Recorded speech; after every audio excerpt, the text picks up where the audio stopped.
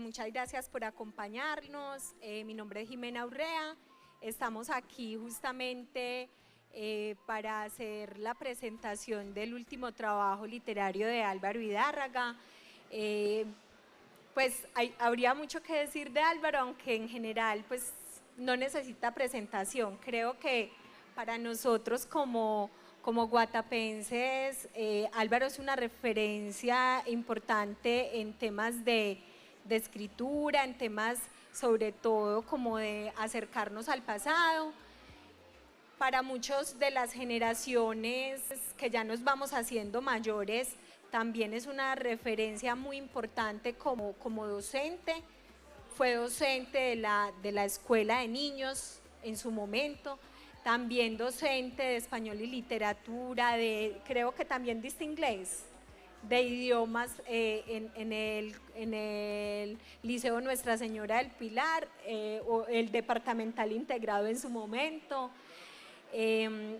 Posteriormente pasó pues como a liderar el proceso de cátedra de historia local como docente, pero entre una cosa y la otra también había sido profesor de teatro, teatrero, cuentero, poeta, y había estado pues como en un proceso con otros de los profesores que dio como resultado la creación del Museo Histórico Comunitario de nuestro municipio, un lugar que todavía nos llena de orgullo, y que gracias a gestiones de Álvaro se logró tener un lugar para albergar pues como esas exposiciones. Fue un abanderado, diría yo, del trabajo con los jóvenes y con los niños en su momento, primero con el grupo Amigos del Museo, también en su momento a llevarnos a hacer recorridos, a perderle el miedo a conocer a Guatapé, recorriéndolo nosotros mismos, a perderle el miedo a conocer a nuestros mayores, a hablar con ellos, a entender que a veces en nuestras casas habían tesoros increíbles que eran nuestros abuelos y que podíamos hablar con ellos para como entender también lo que había pasado antes de que nosotros llegáramos a la tierra. Entonces, son muchísimas cosas, muchas facetas de una sola persona, que el día de hoy estamos aquí como para presentar este último libro, que no es solo el último libro de Álvaro, porque es un libro que viene siendo escrito hace mucho tiempo. No sé si, o bueno, o ahorita me cuentas, yo hago otro poquito de introducción acá. Es un libro muy bello en tanto personalmente considero que es como una primera como intención de Álvaro de acercarse de alejarse de los temas de memoria o de los temas ya como de trabajo de historia o de memoria, porque él tiene muchos libros que ha publicado en los últimos 30 años. De pronto el más literario fue El Pato de Oro, pero también tenía un gran componente de memoria, pero el de Por la calle el recuerdo, Pueblo de Zócalos y Colores, Andaduras, han sido más como unos libros que han tenido como un sustrato bastante pues como en lo real, mientras que este libro sí tiene un intento más por explayarse más en lo creativo y en lo literario, pero que sea un poquito Álvaro el que nos cuente.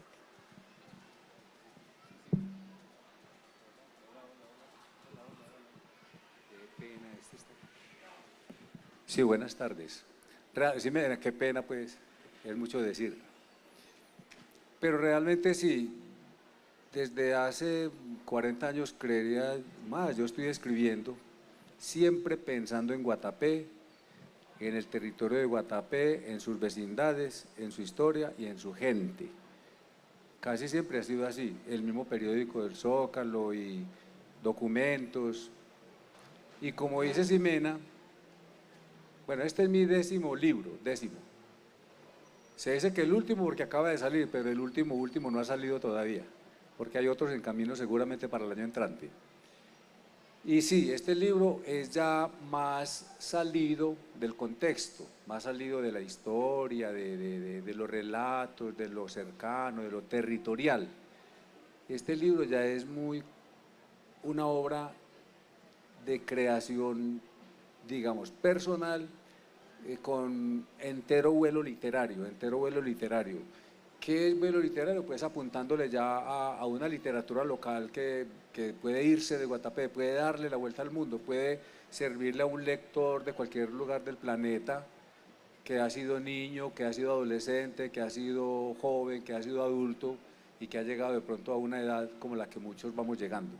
Y en ese sentido es recomendado para todas las edades, porque en cualquier capítulo o tema que se pare, va a mirar la vida o hacia arriba si está niño joven o hacia abajo si ya ha caminado mucho por este mundo. Es como eso.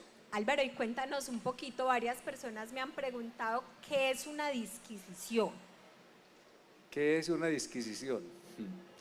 Sí, una disquisición es como ese derecho escondido que todos tenemos a disentir, a dudar, a sospechar y a crear el concepto propio. Es decir, la vida nos presenta tantas cosas, tantas facetas, tantas aristas, y uno en su preocupación siempre está diciendo, bueno, es cierto totalmente, hasta dónde es válido, qué tanto me conviene o tanto conviene para mi vida, qué tanto no. Esa disquisición es como el derecho a disentir sin ir en contra de nadie, el derecho, mejor dicho, el libro es una pregunta grandísima, una pregunta grande como es el interrogante de la vida, repartida en un mundo de preguntitas pequeñitas, picantonas, contaditas, sencillitas, pero que van como creando lo que siempre nos pasa. Nosotros en toda parte somos cavilantes. ¿Qué es un cavilante? Esa palabra cavilante es muy linda. Esa era la otra pregunta. Esa palabra es muy linda para los antiguos. Yo me quedé caviloso, cavilar. Antiguamente los viejos no pensaban, cavilaban. Es eso, es como, a ver, esto me sale, no me sale, yo estoy como decía el viejo, yo estoy caviloso hoy, tengo una duda, es una duda. Pero sí. También, qué pena Álvaro, ha sido como una especie de autónimo que te has, pues no sé, como un nombre con el que has firmado algunos de tus escritos también. Sí, porque aquí hay una colección de escritos, algunos han sido publicados hace 10, 15, 20 años, pero ahora he creído que ya la obra estaba madura, estaba completa, entonces, y las dos palabras a mí me han trabajado mucho en la vida, caviloso, cavilante, y disquisición como esa posibilidad de disentir, de decir, estoy totalmente de acuerdo contigo, tienes la absoluta verdad, pero me llevo mis preocupaciones porque yo también estoy construyendo mi propia estructura psicológico-mental personal, porque eso es normal. Como una postura crítica, sí, no necesariamente sí. de tumbar lo que el otro piensa, sino de disentir con respeto, ¿cierto? Disentir con respeto y para el crecimiento, disentir no es destruir, disentir es poner sospechas para avanzar más, porque la duda nos hace crecer, nos hace avanzar y nos hace robustecer el crecimiento y la fe. Si la duda no está a un lado, nosotros nos echamos de petacas, como se dice, entonces no va a pasar nada, pero siempre tenemos que estar en la inquietud, hay que avanzar, hay que madurar físicamente, pero cuando este cuerpo de maduró físicamente, ¿qué más va a madurar? Hay que madurar intelectualmente, hay que madurar espiritualmente. Y de pronto bueno, el asunto es que los temas son con relatos. Pero espérame un momentico, que ya vamos a hablar un poquito de la... Vale. Yo quiero que escuchen esto. Reflexiones, flexiones e inflexiones. Asuntos y cuestiones. Espérate, por capítulos, cada capítulo. Sí, pero esos son palabras como tan provocativas, o sea, más que cada capítulo es la palabra como tal, alborotos, pernicias, caviladas, poetadas. Hilos, o sea, son como palabras que tratan de provocar, que son como el nombre de cada capítulo. Son 10 capítulos. Son 10 capítulos, cada título es provocativo, es extraño, pero es familiar. Todos sabemos que es una reflexión. ¿Qué es una flexión? La reflexión es reforzar las flexiones, hay que ser flexibles, pero hay momentos en que tenemos que ser inflexibles. Y si no nos quiebran, nos reventamos, nos estallamos. O sea, la reflexión con la flexión, pero también la inflexión. Entonces, ese solo juego es la vida. Hasta dónde yo puedo ceder, hasta dónde yo soy capaz de profundizar, reflexionar, hasta dónde las cosas no me dan más y no son negociables, porque la vida también es así, de decisiones. Ese es el primer capítulo. Ahí quiero hacerte una pregunta de profesor de poesía. Sí. ¿Cómo es que se llama esa figura literaria en la que uno toma como el sentido y lo voltea para dar como más fuerza? Está la paradoja, está la ironía. La paronimia. Está No. la paronimia, un poquito también, pero la paronimia No, tiene no es mucho que ver con el paronimia. juego de palabras. Es algo así, como un juego de palabras. Cuando Ahí leía, va, hay retruécano, es el hay retruécano, hay reduplicación y conduplicación. Aquí hay mucho retruécano, Exacto. reduplicación y conduplicación. Es decir, un juego de palabras es muy juguetón. Es un juego de palabras que lo va sacando a la otra orilla y dice, ay, hijo de madre, yo no sé que este camino me lleva aquí, porque son 86 relatos picantones, juguetones, muy serios, muy duros, pero también muy reflexivos. Entonces pensaría yo, los que han leído, pues, permítame, Ximena, yo quiero hacer esta pequeña dedicatoria. Porque es que esta dedicatoria me justifica todo lo que estoy diciendo y lo que voy a decir. Dice, dedicatoria no, gracias. Dice Virginia Woolf, que no es costumbre de la mujer inspirarse en el hombre para escribir sobre él. La repito porque es muy dura. Dice Virginia Woolf que no es costumbre de la mujer inspirarse en el hombre para escribir sobre él. Siempre se ha escrito sobre las mujeres, porque sobre nosotros no escriben. Pero continúa, dice, pero es la mujer la naturaleza de la inspiración, la savia que hace florecer las musas, las mismas que proporcionan al hombre las razones y motivos para poetizar la vida, el amor y la muerte. O sea, está en ellas. No tienen que inspirarse, ya lo tienen. Por eso digo, debo confesar aquí mismo, que sin la anuencia y el gusto de María Estela Jiménez, Ximena María Urrea, presente, Verónica Hoyos, Luisa Fernanda Jaramillo y Luz Meri Hoyos, este libro no tuviese la gracia de la bendición femenina que lo valida. Tan lindo, Álvaro, gracias. Era eso. Yo quisiera también como pensando en esos retruécanos, porque justamente hace poco como que leí sobre esa figura y me encanta, aparte que el nombre tan lindo. Retruécano, sí. Pero sí tiene mucho que ver con estos, como que son contrasentidos. Son juegos de palabras que uno, como los chistes que van para un lado y terminan al otro lado, y es donde uno queda en el vacío y riéndose y dice, carajo, pero esto era por otro lado. Pero aparte tiene que ver como con esa musicalidad del paisa, sí. Y como sobre todo en el oriente de Antioquia, que tenemos esos, como ese legado también de la lengua ladina y todo esto que se mezcla y que hace también tan rico en términos lingüísticos nuestro legado y nuestro acervo. Entonces es chévere pues verlo acá. Aquí también tenemos en estos 10... Miremos los subtítulos del capítulo. Listo, sí. Chicos.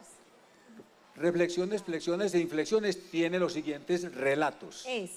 Niñerías. Aquí quiero preguntarte algo. Sí. O te lo pregunto ya, te lo pregunto después de que nos cuentes. Cuando guste y si puedo responderle inmediatamente. Si quieres, lees esto y te hago la pregunta. Vale. Niñerías. Abuela Rafaela.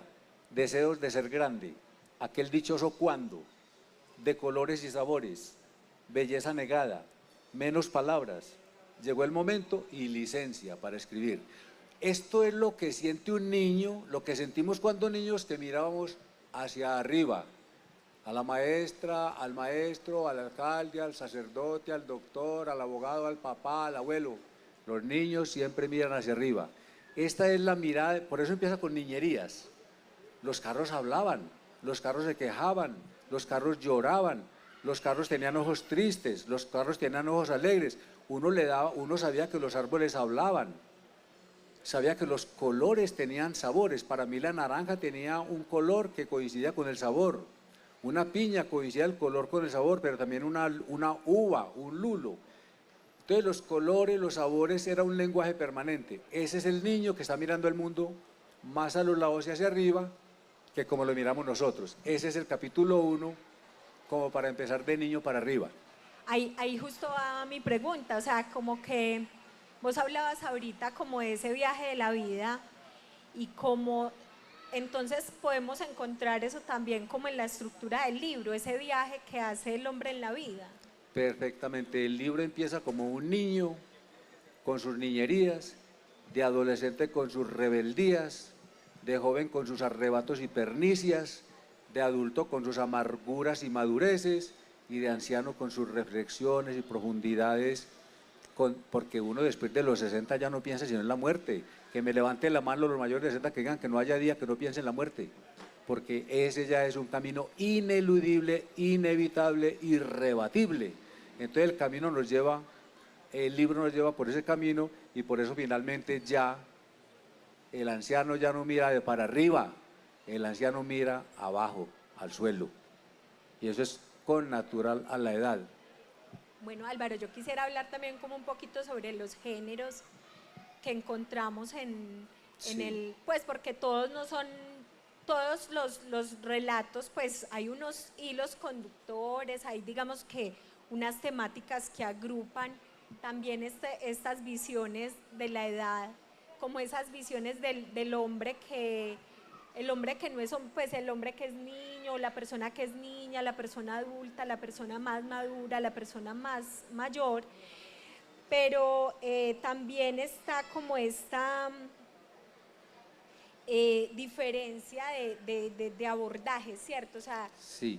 tienes relatos, tienes cuentos, hay poesía, contanos un poquito más de eso. De verdad es muy variado.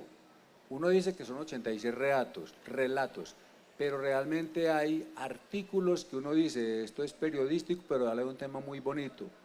Hay ensayos, hay poesía, hay cuentos y hay narraciones de situaciones duras, fuertes en la vida, como nos ha pasado todo. Entonces, del relato al cuento, del cuento al artículo, del artículo a la crónica, de la crónica a la poesía, y obviamente las reflexiones finales. Sí, o sea, yo tengo unas que son como mis favoritas, por ejemplo, una de las... Espérate, leamos Bueno. porque cada capítulo tiene también un epígrafe muy bonito que dice: largo y tortuoso es el camino del asunto a la cuestión, cuando de regreso ninguno de los dos trae respuestas convincentes. Esa es una frase tonta y volada, pero si la leemos 4 veces, nos pone a sospechar muchas cosas. ¿Qué es un asunto y qué es una cuestión? Cuando la cuestión pasa a ser asunto y cuando el asunto deja de ser asunto y cuando el asunto ya es cuestión. Es decir, cuestiones y asuntos, adelante. Bueno, son títulos muy sugestivos Sí. y que nos llevan a unos subtítulos, como dice, Diego Roca. Recomiendo Ese es de mis favoritos. Diego Roca. Me pone a hablar con una roca, me lleva al corazón de la roca, hace que la roca hable por mí y termina la roca siendo sumamente superior, mayor, importante a mí por sus años, por su silencio, por todo lo que me puede evocar. Digo roca solamente es meternos en el alma de una piedra. Todos llevamos una piedra, algunos la llaman en el bolsillo, pero digo roca, no más espejos, vivimos de espejismos. Escribanías son los arrebatos de las escrituras. Declaratoria es cuando yo decido, cuando el joven decide declararse artista, escritor, poeta. Cuando uno dice, ya, yo soy poeta, no, ya, yo soy escritor, yo soy chofer, falta que me reconozcan. O igualmente vivo en un mundo vivo y en un mundo tan violento. Increíble que todavía estemos vivos. Carta a un amigo en prisión, muy dolorosa, muy triste, de esos seres que caen a la prisión y se les llevan a uno la mitad del alma. Lo bueno de las palabras que nos permiten estas cosas, acomodación sencilla en este mundo y como que saber pedir perdón. Y también como hilando esto de los títulos con lo que decías ahorita, pues como con ese epígrafe del artículo, del capítulo, creo que desde los conocimientos populares o desde bueno, la sabiduría popular, pero también desde los saberes populares, Sí. a veces cuando vamos como adentrándonos en el mundo académico, nos volvemos muy, Muy fríos. ¿muy qué? Fríos. Sí, sí, pero también como que empezamos a sentirnos tentados a creer que las personas que no estudiaron no tienen profundidad intelectual, ¿cierto? Error, sí. Entonces creo que Dale. también es como Sí, sí. como esa de que a veces nuestros mayores, los abuelitos, se sientan en esas diatribas de palabras y en las palabras empiezan a hacer unas profundidades de reflexiones y uno creerá, son pendejadas, pero igual de pendejadas que lo que sería una disertación doctoral, pues, o sea, también es como de entender que a veces en lo popular también hay muchísima sabiduría. Para mí los mayores siempre han sido muy sabios, lástima que ya quedan pocos mayores a mi edad. Pero desde niño he tenido una admiración profunda por los mayores porque yo nací, crecí detrás de arrieros. Yo creo que mi padre me engendró como de 55, 60 años. O sea, yo nunca lo conocí adulto ni joven, yo lo conocí anciano. Cuando yo conocí a mi padre ya tenía más de 60 años. Entonces, y los vecinos todos eran viejos. Entonces mi vida fue con ancianos y siempre para ellos el respeto a la edad, la admiración y los muy bonitos aprendizajes. Por eso el niño miraba al viejo y los niños hubieran creído que los viejos son perfectos, que no se caen, que no se resbalan, que no se equivocan, que son muy claros. Pero cuando llegan a esta edad, empiezo a comprender los viejos. Era otra cosa. Digo Roca, bueno, esta era la ilustración del del capítulo 2. Vamos, avancemos. Dale. Esa piedra es mi mascota de escritorio. La que le dicta los poemas. Esa es la de mi mascota de escritorio, me la encontré en un camino y yo tengo, no lo bajé sin pena, yo he caminado por más de 35 países y de casi de cada país o de cada camino tengo una piedra. Entonces en mi casa ya pueden haber 2, 3, 4 jardines zen, pero que yo no los hago, los hace Mary. Desajustes y averías. Nosotros estamos llenos de desajustes y de averías. Y dice, yo, el ingenuo de las muchas mentiras que creí de niño, fue la de sospechar que alegría y felicidad eran hermanas y que vivían escondidas en la misma botella, en la botella de licor cualquiera. Lo suponía viendo tantos hombres buscando la felicidad en la calle. Algo de ello habré heredado cuando insisto en celebrar hasta sin motivos cada vaso de vino.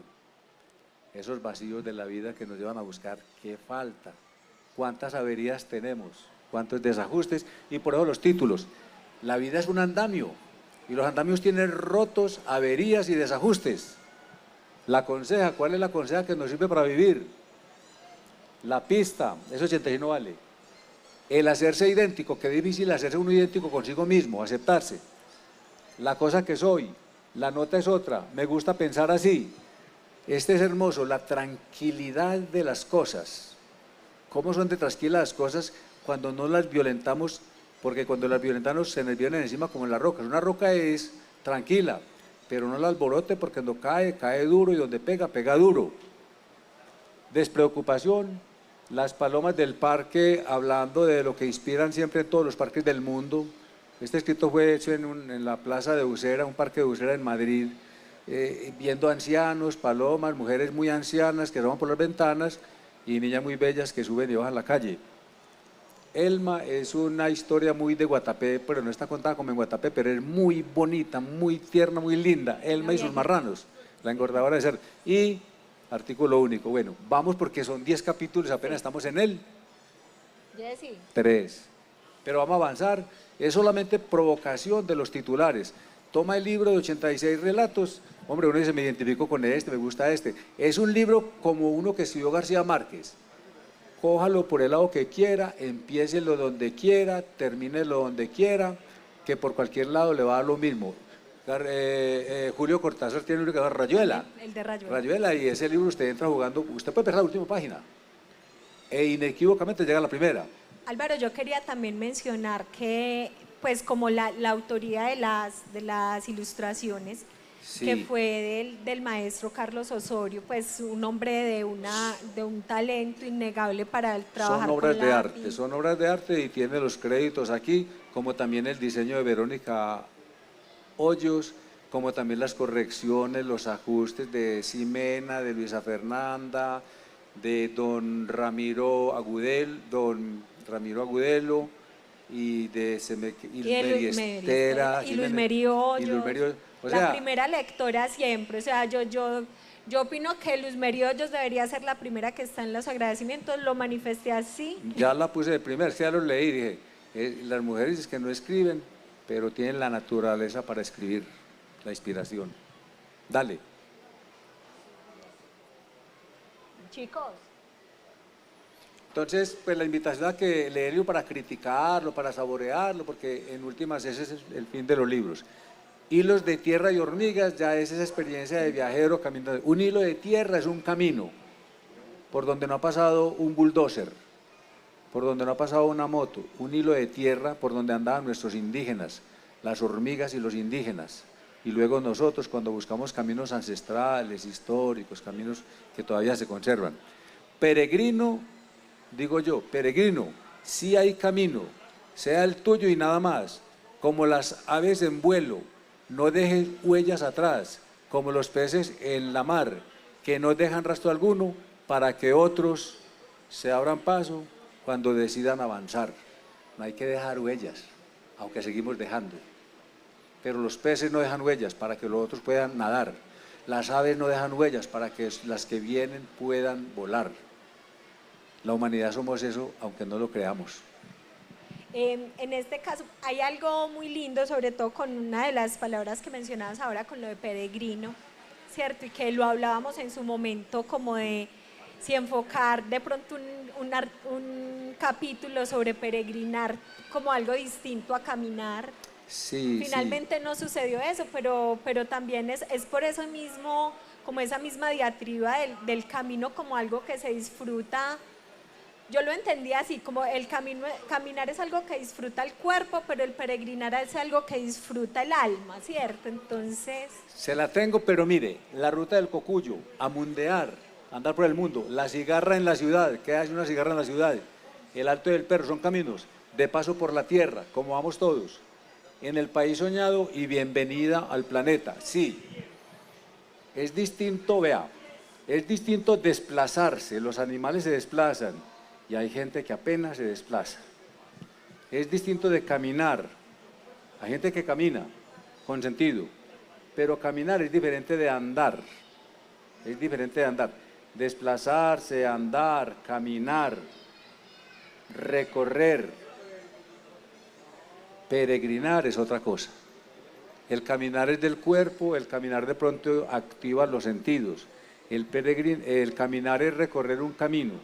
Peregrinar es entrar en el camino interior, es andar buscándose. O sea, yo entretengo el cuerpo en el camino para peregrinar mis adentros, mi alma, mi espíritu, mi ser, mis pasados, mis abuelos, mi historia, qué será de mi futuro, qué seguirá. Entonces el peregrinar es más entretener el cuerpo en un camino para empezar la búsqueda interior, más o menos así, aunque el término es bien complejo y bien bonito. Yo finalmente he decidido como que ojalá pueda declararme peregrino. Bueno, el siguiente... Alborotos y pernicias, este ya es muy de arrebatos juveniles, y porque ya vamos llegando a la adultez y habla, qué mal tan grande el mío, hacer mías tantas sentencias ajenas y atribuir a otros las mías, con divagaciones y extravíos. Son frases muy voladas, pero cuando uno se va un poquito más, creo que le hace cosquillas en el cerebro y nos invita a pensar. El ejercicio más hermoso del humano es pensar para llegar a reflexionar. ¿Y con el contenido? Chocolate caliente con arepa es un cuento extravagante pero hermoso, porque es muy bonito pero muy duro. Sí. ¿Cómo hay adolescentes de rebeldes que se castigan a sí mismos creyendo con ello castigar a otros? Proteger las pudendas. Bueno, eso de las pudendas ya es un tema que está allá, ahí donde deben estar. El humor del tumor, que son artículos que salen a veces por el periódico, guayabo y otras dolencias. Ese me encantó también. Ese es muy duro. Es tan duro la rebeldía de un joven como el guayabo de un señor, como la resaca de un señor al otro día de haber tomado, ¿no? Estómago ocupado también a veces muy ruidoso. El tren en que voy, un chiste exitoso, es un chiste ingenuo pero muy bello. Y dolor de costado son esas descripciones que daban las ancianas cuando todo el cuerpo les dolía y lo describían de una manera muy bonita, dolor de costado, arriba, abajo, y usaban palabras muy de la época pero que eran reales. Sí, ahí tenemos al muchacho del guayabo. El muchacho del guayabo, el del tedio, él se llama Tedio. ¿Quién de nosotros los humanos no habrá tenido un rato, un día de tedio? Son temas muy bonitos. Este fue el artículo que a mí más me gustó el título. Cuentos y descuentos. Hay cuentos que en vez de avanzar como cuento, vienen reculando. Están reclamando un descuento. Entonces, y dijo Dios, hágase hombre, y el hombre hizo lo que le dio la gana. Más o menos en ese pique son los relatos. Ahí hay un retruécano. Sí, una vuelta, una inversión de la idea con palabras que lo lleva a uno al lado que no esperaba, bueno, más o menos. Acá está otro de mis favoritos, que es negro lápiz sobre blanca hoja. Qué descripción tan espectacular, sí, de cómo el árbol, cómo un mismo árbol puede pasar de ser una cosa a la otra. Puede ser blanca pasada hoja, al carbón como lápiz, y como la hoja blanca que se acuesta para que el carbón negro derrame sobre su limpieza, sobre su virginidad, toda su tinta de amor, de soberbia, de ira o de lo que el hombre quiera escribir. Muy bello ese cuento realmente. Oro para la batea, historias de mineros. ¿Por qué bebe Melanio? Son historias de viajes muy particulares, pase lo que pase. ¿Por qué cantó así? Es bonito. Me lo contó Alcibíades. Mariela la muy tórtola. Disenso, el disenso nos explica aquí por qué hacemos tantas disensiones, tantas diferencias, y el sol regresó sin la Claudina, una reflexión sobre la muerte. Sí, también. Vamos.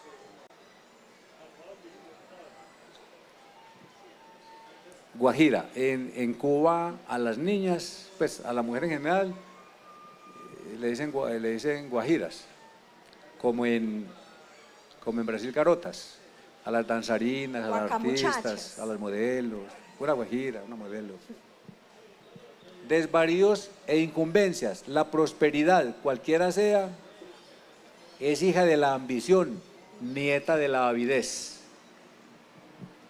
Y entonces tenemos Luna de Locos, El orador concluyó, La mano de Perucho, un cuento muy duro, El negocio del sepulturero es terrible historia real. La viví en los llanos orientales en una caminata que dice, es muy fuerte, pero muy bonita. Trama de la patria, Uno y el otro, Querubín y la muerte, también una reflexión sobre la muerte muy particular. Amo de mis amores y La ciudad de los muertos, una experiencia en el corazón de Egipto en el Cairo, en el que hay una ciudad de 5 millones de habitantes, la mitad muertos y la mitad vivos, y están todos juntos encerrados en una medina. Y ahí ya vas empezando como a acercarte a otro tipo de la preocupaciones. Madurez, la vejez, la edad, el pensamiento maduro, más calculado, menos disensiones, diría, porque ya uno dice, ya esta vida no está para cuestionarla más, ya esta vida es para ir entregando lo que nos dio. Y ahí está Faresa, un modelo de esas mujeres bellas entre afro, egipcia, india, todo eso. Indoeuropea. Indoeuropea, sí. Africana, pues como mediterránea. Como mediterránea, como en la mitad de la belleza de todas las mujeres. Bien, errancias y divagancias, también viajes, dice, el hombre es ser inquieto, abandona su realidad al dolor de su cuerpo para lanzarse a cazar leyendas.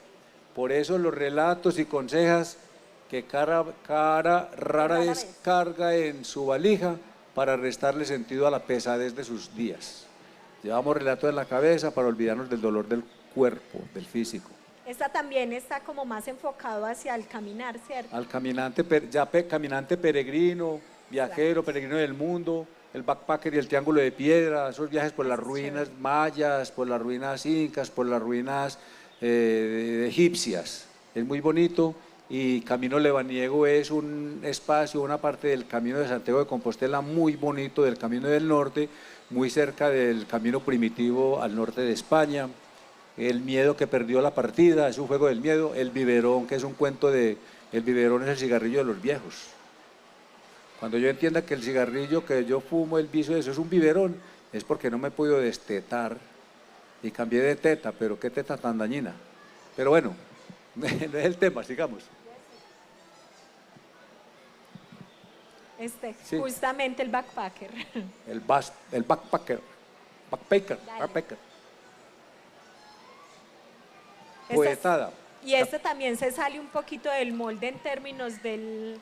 Porque aquí sí están casi que agrupadas las Sí, porque aquí ya se toman las figuras literarias, la delicadeza, el ritmo, la rima, la métrica, la poesía, el vuelo de las palabras, pero es un capítulo especial en ese sentido. Más lírico, más... Sí, completamente. Más musical. Poesía es a la palabra y esta al hombre, como poemas a la música y esta a la naturaleza. Uno no existe sin lo otro.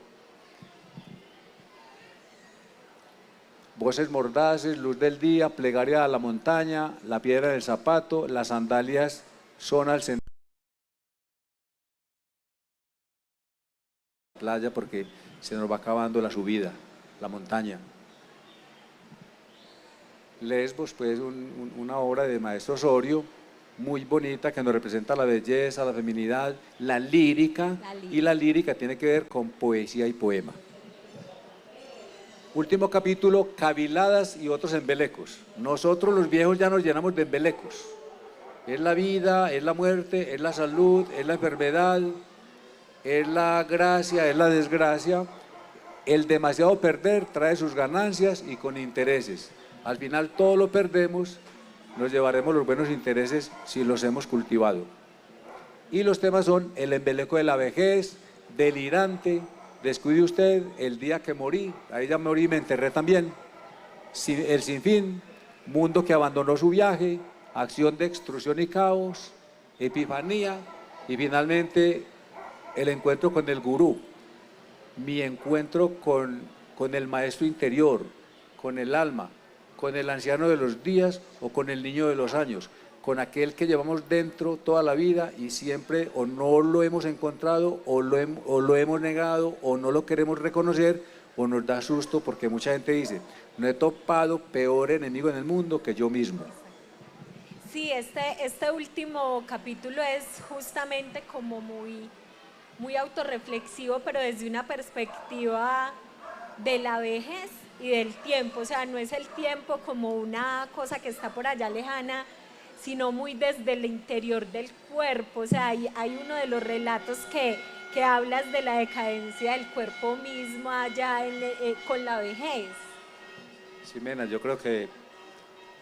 Vamos, ¿qué? En honor por respeto al público, al horario, a la hora, yo creo que ya muchas gracias.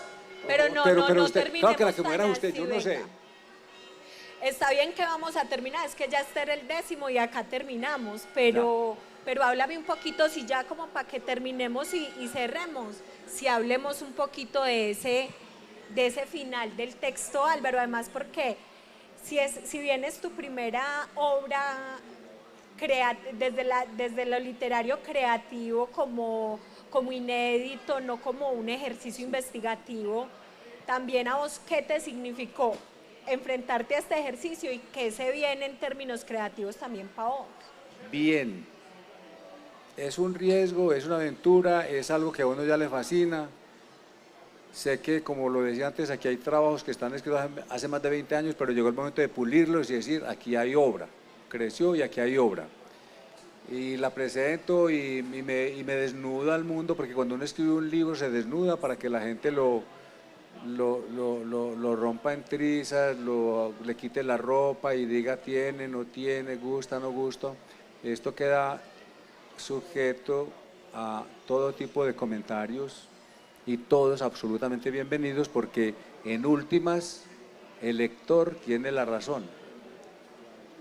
Yo soy muy respetuoso con el lector, absolutamente como con el público, y considero que ellos definitivamente tienen la razón, ustedes tienen la razón y el derecho de leer, criticar y de disentir. Este está llamado a leer, disfrutar y disentir. Me encanta, pero no le creo. Me encanta, pero no me come el cuento. Muy agradable, pero no es lo mío. Ese es absolutamente válido. No, y yo creo que ahí es más respetable ese, porque te está diciendo lo que siente, que el que, ay, no, qué belleza, pero no. Sí, perfecto, exactamente. Bueno, en ese sentido eso. Y mientras podamos, tengamos dedos y manos y cabeza para escribir, yo ando escribiendo otro libro muy simpático que se llama El cuento del camino. El cuento, yo he caminado pues más o menos muchas millas, ya no mido el camino por kilómetros ni por millas, sino por nudos, porque ya uno por el camino vas como volando, pues soñando, flotando, como se mide el vuelo por nudos. Y son experiencias pero contadas de una manera muy graciosas. Esos encuentros con culebras, con avisperos, con enfermos, con campesinos alegres, con experiencias que uno jamás espera, con el río crecido, con todas esas cosas que nos pasan en el camino, en el monte, con la perdida, la embolatada, amanecida en la selva, esa congelada en el páramo, en los páramos por donde uno ha pasado, esas noches de zancudos y de infierno, como en ciertas costas del mundo. Entonces son cuentos del camino, que pasa el camino y por lo tanto tienen la originalidad de cada lugar.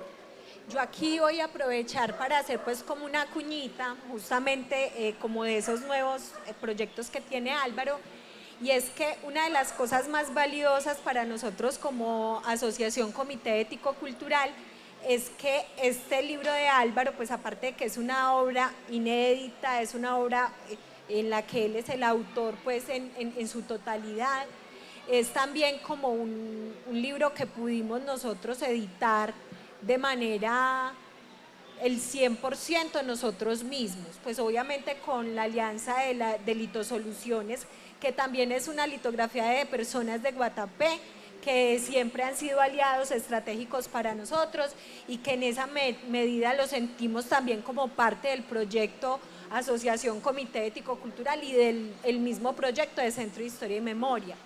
En esa medida queremos invitarlos, tenemos pues en el stand de autores locales, estamos nosotros con nuestros textos, tenemos los 5 textos disponibles para que los adquieran, los textos que hemos sacado en los últimos años, que está el texto de la parroquia, donde volvemos un poco sobre la historia de la parroquia Nuestra Señora del Carmen, el anuario del año 2023, tenemos el anuario de 2024, que todavía siguen siendo, si bien tienen como un componente por año, también tienen unos componentes reflexivos que hace que en cualquier momento sea posible que usted se acerque a ellos y pueda sacarle jugo, ¿cierto?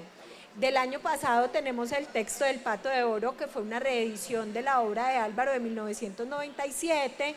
Es una reedición ampliada donde él profundizó muchísimo más y a partir de muchísimos más testimonios pudo ajustar partes de la historia, hacerlas más profundas y también obviamente un texto que se hizo ya también más voluminoso. Y tenemos pues el de las disquisiciones del cavilante, que es más un intento literario, y se vienen más cosas para nosotros, como es el anuario de este año 2025, que estamos en proceso de construcción y que el día lunes les vamos a presentar a las 11 de la mañana en este mismo escenario.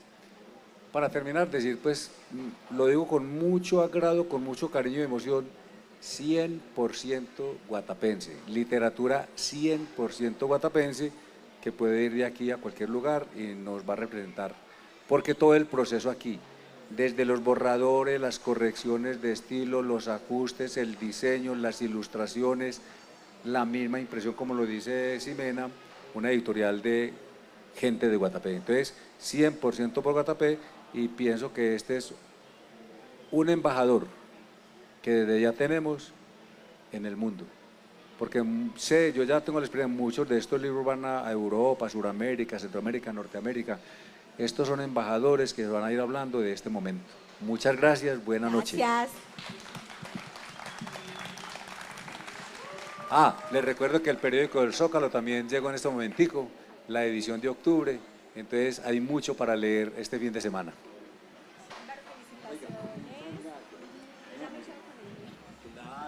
Sueños al pasar, Guatapé abre sus páginas al mundo.